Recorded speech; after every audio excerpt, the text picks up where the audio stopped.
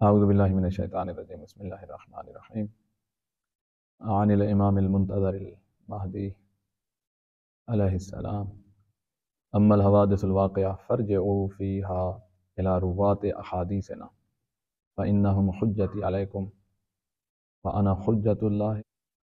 مولا امام زمانہ کی طرف یہ فرمان منسوب ہے اور اس کی سند میں بھی اشکال نہیں ہے۔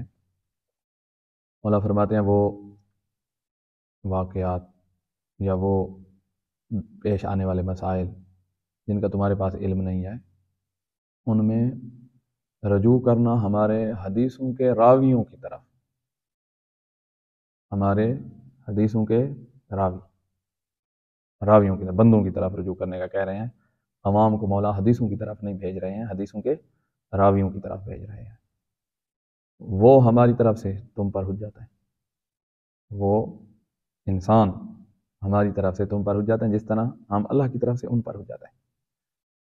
تو مولا راویوں کی طرف بھیج رہے ہیں، اور راوی بھی احادیثنا، ہماری حدیثوں کے راوی، دوسرے الفاظ میں ان لوگوں کی طرف بھیج رہے ہیں، عوام الناس کو، جو یہ فرق کر سکتے ہیں کہ یہ حدیث اہل بیت کی ہے یا کسی اور کی ہے۔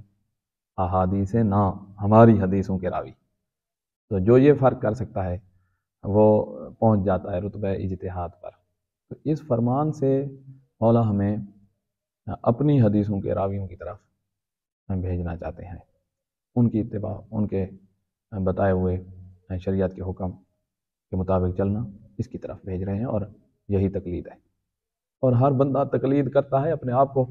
بعض لوگوں نے دھوکہ دے رکھا ہے، کہتے ہیں کہ تقلید ہے ہی نہیں، تقلید ہم کرتے ہی نہیں ہیں۔ ہر بندہ تقلید کرتا ہے۔ ہم پوچھ لیتے ہیں کسی بندے سے کہ تم اپنی زندگی میں غسل جنابت کرتے ہو یا نہیں کرتے، وضو کرتے ہو یا نہیں کرتے، جسم نجس ہو جاتا ہے پاک کرتے ہو یا نہیں کرتے، تو اس کا جواب یہی ہوگا کہ میں غسل جنابت کرتا ہوں۔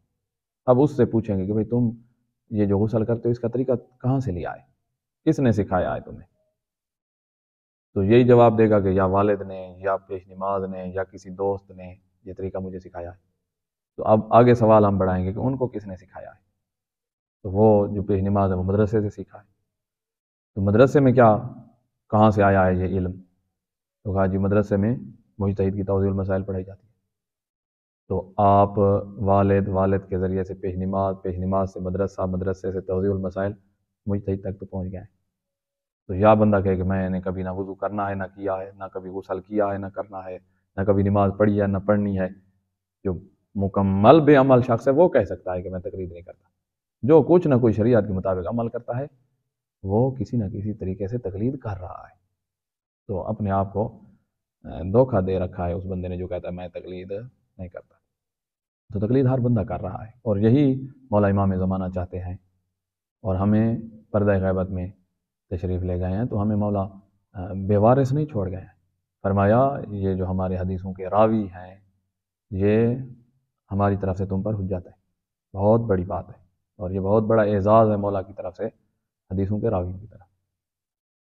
جس طرح کہ میں ان راویوں پر حجت ہوں، تو مولا نے حدیثوں کی طرف عوام کو نہیں بھیجا ہے، راویوں کی طرف بھیجا ہے۔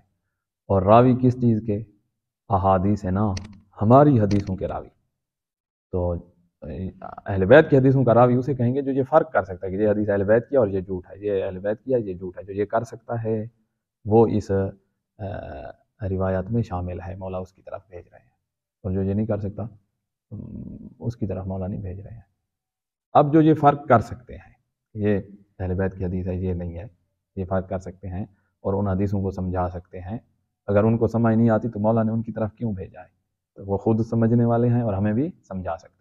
یہ جو توضیح المسائل بن کے آتی ہے اس میں یہی بات ہوتی ہے کہ مجتہد جو ہوتا ہے وہ فرق کرتا ہے کہ یہ اہل بیت کی حدیث ہے یا یہ نہیں ہے، اور پھر اس حدیث اور اس جیسی دوسری حدیثوں کے مجموعے سے کیا نتیجہ نکلتا ہے، اس نتیجے کو وہ مسئلے کی شکل میں لکھتا ہے، اور مثلا 1000 2000 3000 مسئلہ جب جمع ہو جاتا ہے تو وہ توضیح المسائل بن جاتی ہے، وہ آپ کے گھروں میں موجود ہے، آپ اس پہ عمل کر رہے ہیں، تو آپ بالکل مولا امام زمانہ نے جو رستہ تعلیم دیا ہے آپ بالکل اسی کے مطابق چل رہے ہیں۔ اب مجتہد متعدد ہیں، تو ہم نے یہ دیکھنا ہے کہ ان میں سے سب سے زیادہ علم کس کے پاس ہے؟ وہ معصوم نہیں ہے، علم لدنی نہیں رکھتے، وہ علم رکھتے ہیں جو انہوں نے سیکھا ہے۔ تو اب جس کا جتنا زیادہ علم ہوگا وہ اہل بیت کی بات اور اہل بیت کے کلام کو اچھی طرح سمجھے گا، دوسرے سے اچھی طرح سمجھے گا، زیادہ بہتر سمجھے گا۔ تو لہٰذا ہم بھی اسی کے پیچھے چلیں گے جو دوسروں سے زیادہ بہتر طریقے سے قرآن کی آیات اور اہل بیت کے فرامین سمجھے گا۔ تو اس لیے سب سے زیادہ علم والے کی تقلید کی جاتی ہے، عالم کی تقلید کی جاتی ہے۔ اور یہ کوئی اتنا مشکل کام نہیں ہے، ہمارے اسکول میں جانے والے بچے کو بھی پتہ چلتا ہے کہ ہمارے اساتذہ میں سے کون سا استاد زیادہ علم رکھتا ہے، کون کم رکھتا ہے۔ جس طرح بچوں کو پتہ چلتا ہے، اسی طرح حوزہ کے طالب علموں کو بھی پتہ چلتا ہے کہ مجتہدین میں سے کس کا علم زیادہ ہے۔ پھر جو مجتہد ہیں ان کو بھی پتہ چلتا ہے کہ ہمارے بڑے فقہا جو بزرگ ہیں ان میں سے کس کا علم زیادہ ہے۔ وہی گواہی دیتے ہیں کہ جی سب سے زیادہ علم فلاں کا ہے، پھر سارے مومن اسی سب سے زیادہ علم والے کی تقلید کرتے ہیں۔ یہ ہے تقلید کا مسئلہ، آسان الفاظ میں آسان ہے، اور خداوند عالم مومنین کو مولا امام زمانہ کے بتائے ہوئے راستے پر چلنے کی توفیق عطا فرمائے۔